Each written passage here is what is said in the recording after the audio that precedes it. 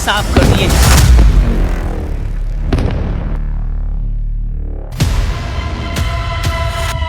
Message साफ है कि बम और जहाज अमेरिका का होगा, फाइटर जेट का पायलट इजराइल का होगा और अगला टारगेट बनेगा ईरान। अमेरिका और इजराइल ईरान के खिलाफ ज्वाइंट ऑपरेशन करेंगे। इसका इशारा डोनाल्ड ट्रंप की तरफ से किया गया है। इस वक्त ईरान की 3 ताकत इजराइल और अमेरिका के निशाने पर है। पूरी दुनिया इस ताकत के बारे में जानती है। तेहरान से लेकर तेल अवीव तक ताकत को दुनिया ने महसूस किया है और ईरान के कोने कोने में ये ताकत पूरे दमखम के साथ बता रही है कि हिंसक प्रदर्शन को बर्दाश्त नहीं किया जाएगा।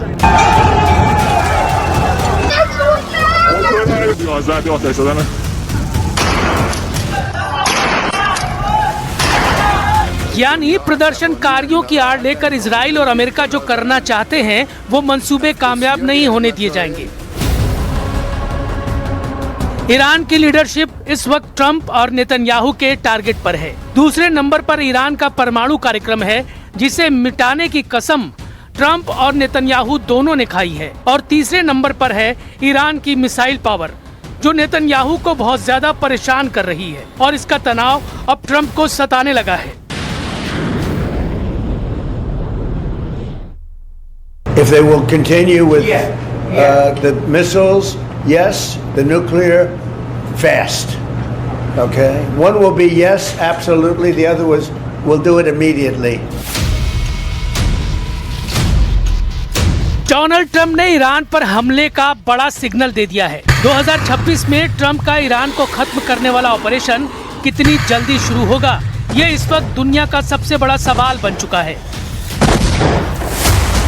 ट्रंप ने दिखाई मीगा कैप। मीगा यानी मेक ईरान ग्रेट अगेन। वो ईरान को फिर से महान बनाना चाहते हैं, ठीक उसी तरह जैसे ट्रंप ने मागा कैप तैयार की थी, यानी मेक अमेरिका ग्रेट अगेन। इस टोपी के साथ ट्रंप का मुस्कुराता हुआ चेहरा बता रहा है कि उन्होंने नेतन्याहू के साथ मिलकर ईरान वाला प्लान तैयार कर लिया है।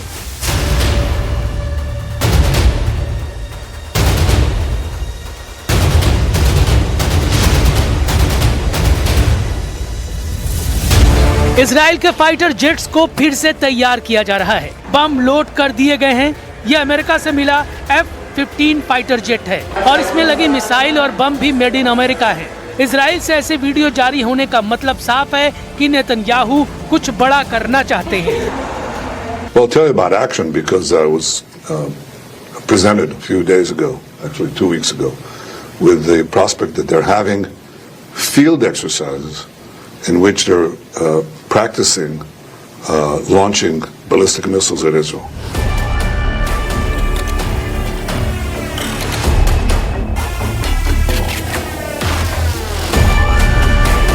नेतन्याहू की वार्निंग के साथ साथ में डोनाल्ड ट्रंप की पहाड़ तोड़ धमकियां भी हैं, जो जून 2025 में ईरान के परमाणु ठिकानों की तबाही को समेटे हुए हैं। यही वजह है कि ट्रंप की धमकियों को ईरान गंभीरता से ले रहा है।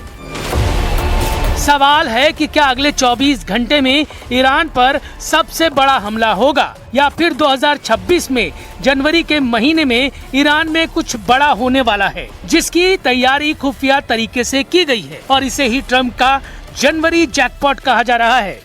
اقداماتی یا اظهاراتی که امثال نخست وزیر رژیم صهیونیستی یا برخی از مقام‌های رادیکال آمریکایی، مقام‌های تندرو آمریکایی در رابطه با مباحث داخلی ایران مطرح می‌کنند در قاموس بین‌الملل چیزی نیست جز ترغیب به خشونت، ترغیب به تروریسم، ترغیب به آدمکشی.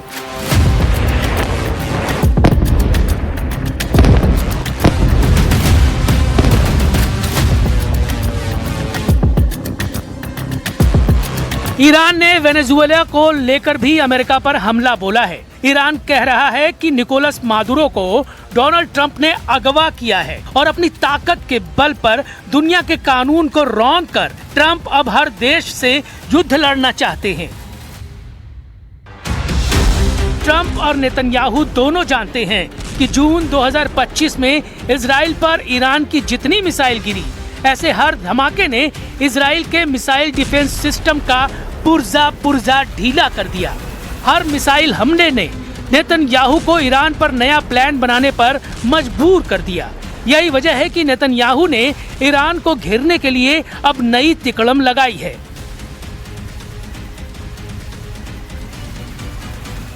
एक तरफ नेतन्याहू ने कमान संभाली, जिसमें अमेरिका से भी पूरी मदद थी, तो दूसरी तरफ ईरान के सर्वोच्च नेता अली खमैनी ने मोर्चा संभाला और तमाम मिलिट्री लीडरशिप खत्म होने के बाद फौरन सेना की कमान नए कमांडरों के हाथों में दी और 12 दिनों तक ईरान ने बता दिया कि इजराइल की शुरुआती स्ट्राइक के बाद भी उसकी मिसाइल पावर बरकरार है।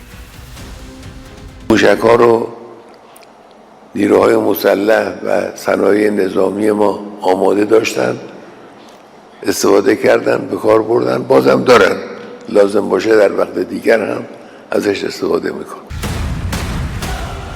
ईरान के तेवर बता रहे हैं कि उसकी मिसाइल फिर तैयार है और ईरान पर फिर से हमला हुआ तो तेल अवीव और हाइफा बुरी तरह दहलेगा।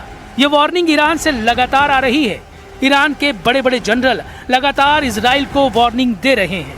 ईरान बार बार बता रहा है कि उसकी मिसाइल पावर इजराइल और अमेरिकी अड्डों पर हमले के लिए तैयार है। ये वार्निंग ईरान लगातार दे रहा है। ईरान जून में हुए युद्ध की बार बार याद दिला रहा है। ईरान के सर्वोच्च नेता अली खमैनी के जनरल दावा कर रहे हैं कि इस बार युद्ध हुआ तो नई तरह की मिसाइल से हमला होगा।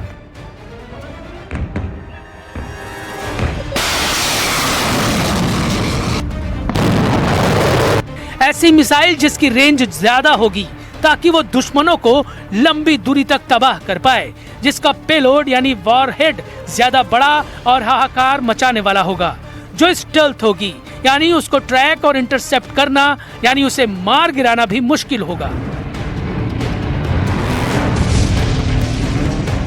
इजराइल के प्रधानमंत्री नेतन्याहू भी जानते हैं कि इस वक्त खमैनी का इरादा क्या है और अगर ईरान पर हमला किया गया तो काउंटर अटैक किस लेवल का होगा। इसलिए इजराइल में ईरान की मिसाइल पावर को लेकर सायरन बजना शुरू हो गया है।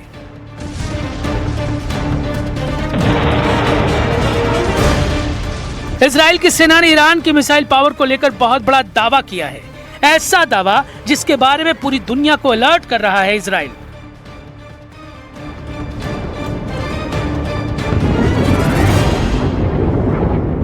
इजरायली सेना के एक बड़े कमांडर ने इजरायली संसद को बताया है कि ईरान ने जून में हुए युद्ध के बाद अपनी बैलिस्टिक मिसाइल का प्रोडक्शन बढ़ाना शुरू कर दिया है। उसकी मिसाइल ज्यादा रेंज की भी है, बड़े वॉरहेड से भी लैस है और उसको रोकना पहले जैसा आसान नहीं होगा। इजरायली सेना ने कहा है कि इस बात को नेतन्याहू सरकार बहुत गंभीरता से ले। Look, we don't seek escalation. I hope they don't. But if they do, all bets are off.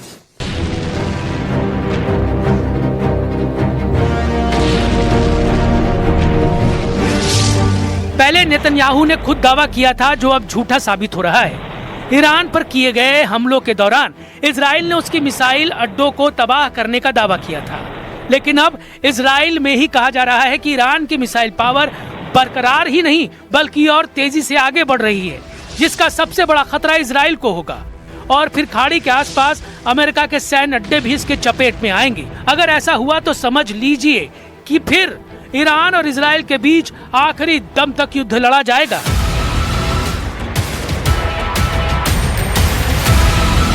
नौ 11 का आतंकवादी हमला याद कीजिए।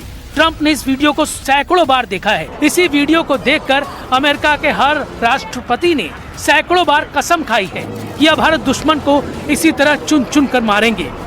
9/11 के हमले के बाद इन 25 सालों में अमेरिका ने 6 टारगेट चुने। शुरुआती टारगेट जॉर्ज डब्ल्यू बुश के कार्यकाल में खत्म किए गए, फिर बराक ओबामा आए, उस दौर में भी जंग जारी रही। बाइडेन के राष्ट्रपति रहते हुए भी युद्ध होते रहे और अब डोनाल्ड ट्रंप के कार्यकाल में अमेरिका के अंकल सैम का सबसे खतरनाक रूप देखने को मिल रहा है।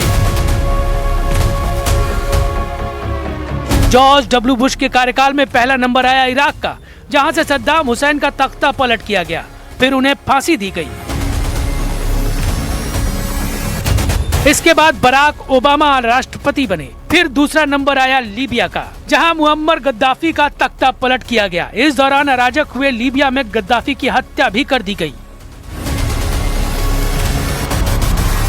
ट्रंप के राष्ट्रपति बनते ही अमेरिका की फोर्स सुपर एक्टिव हो गई। तीसरे नंबर पर लेबनान यानी हिजबुल्लाह की लीडरशिप को खत्म कर दिया गया और फिर चौथे नंबर पर गाजा यानी हमास को पूरी तरह से खत्म कर दिया गया। हिजबुल्लाह और हमास दोनों इजराइल के दुश्मन रहे हैं। पांचवा नंबर आया सीरिया का, जहां अमेरिका और इजराइल की मदद से जुलानी ने बशर अल असद का तख्ता पलट किया।